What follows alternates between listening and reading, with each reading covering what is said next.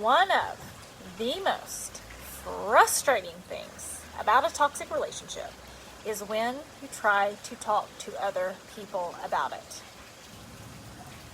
First, you're in the toxic relationship and you're so frustrated because you keep wanting them to change and hoping things get better and just trying this and trying that and trying to be a better communicator and trying to have your needs met and trying to figure out what they want and why the finish line is always moving, and you feel like you're going mad.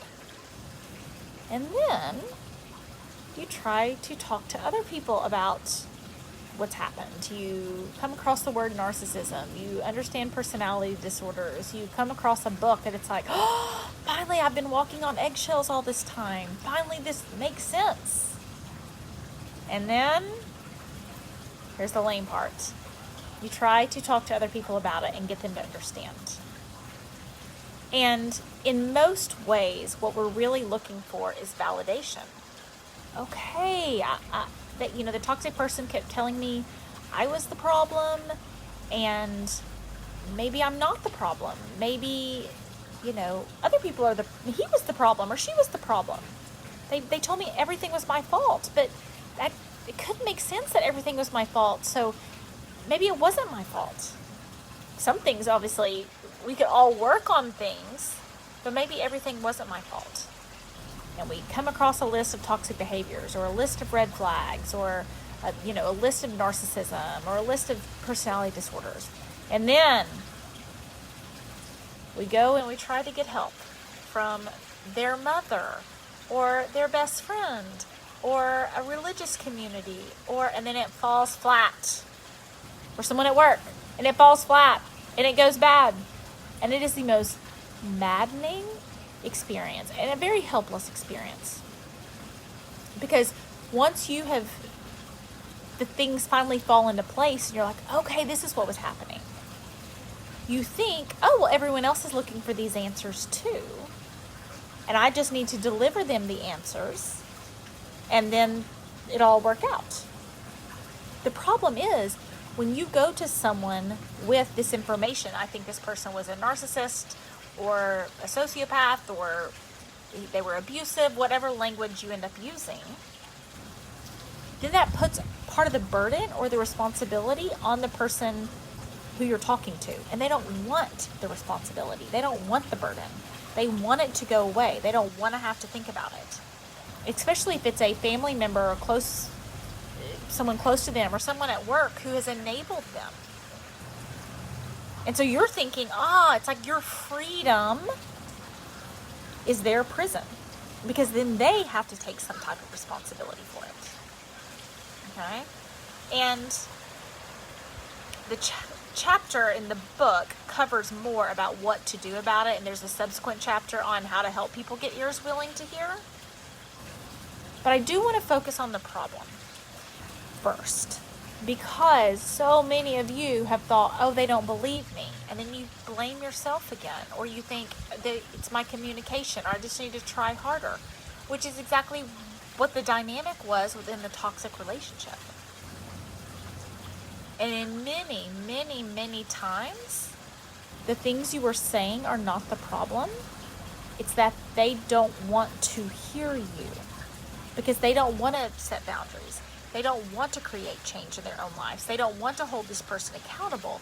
And they don't want to feel like they had any part. Or they don't want to feel stupid for missing that behavior. Nah, that's not how they are. If that's how they were, I'd know it. I've known them for years. I would have picked up on that. That can't be true. And one time I heard it, I cannot find this article. I read it years ago, and I'm so sad I cannot find it. But it talked about if it's like Bigfoot coming around this corner. And it's like Bigfoot shows up here in the background. Okay? And you go and you say, hey, I saw Bigfoot. And they're like, Sarah, that can't be Bigfoot. It must be a bear. It must be a bird. You must be off your rocker. You must be whatever. It can't be Bigfoot. Because they don't want to believe it's Bigfoot. And if you're saying, I think this person is toxic, they have been very hurtful, I think they have a personality disorder, I think they really need help, what's very likely to happen is, oh, it's probably a communication problem. Oh, it's probably just a stage. Oh, they probably didn't mean it. Because accepting that they are toxic and that they tricked this person too, maybe they tricked their boss, they tricked a coworker, they tricked one of your friends, they tricked, definitely I see this all the time in faith communities. They tricked people in the faith community. It's easier to believe that it's not really happening than telling themselves it did happen and they missed it. And there's such a barrier to getting them to believe you that is not your fault. And you keep putting all that burden on you, like, oh, I just need to say it differently. I need to find another book for them to read. And you start to come across, this is the worst way to communicate, you start to come across as what I call an emotional expert. An emotional expert is a dangerous place to be and a dangerous brand to present in this problem, because the emotional expert is like, oh, I've got your research in narcissism on hand. You're like, I think they're a sociopath. I think they're abusive. I think they're, and I'm not saying those things are not true. I want you to hear me. I am not saying you are lying. I'm saying the way people end up communicating about this is not getting them the results they want. I'm trying to help you get support. I'm trying to help you get help. I'm trying to help you get ears willing to hear from the people in your life you need support from. And coming across as the emotional expert usually doesn't get people the support that they need, because it's so easy for the toxic person to make it seem like you are the problem because you are upset about the problem. So I'm excited for you guys to see chapter 12 in my book on this, and then chapter 13 on helping people grow ears willing to hear, helping people learn to listen to you, helping people figure out how to break through their protective barrier. Because it's always, when you go to, you see a crime show on TV or something, and they'll say like, oh, I would never would have suspected they did this. That's the last person I would have suspected. And when you see that over and over and over, there's a pattern to that. But we humans tell ourselves, if there was a problem, I would see it. So many times when you're trying to get help from other people and they don't have ears willing to hear, it's because you're having to break through so many of their own beliefs that they don't want to believe, or things they don't want to see, or responsibility they don't want to think about, not because you were saying the wrong words.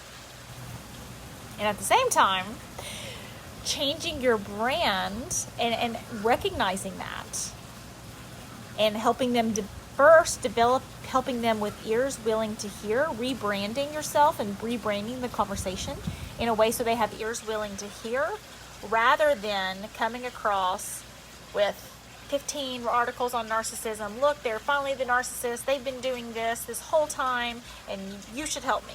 I'm not saying they shouldn't. They should help you. They should believe you. They should help you. But if it's not working, we probably need to try something else. And for so many amazing, really wonderful people, that strategy has not been working. So I hope that helps.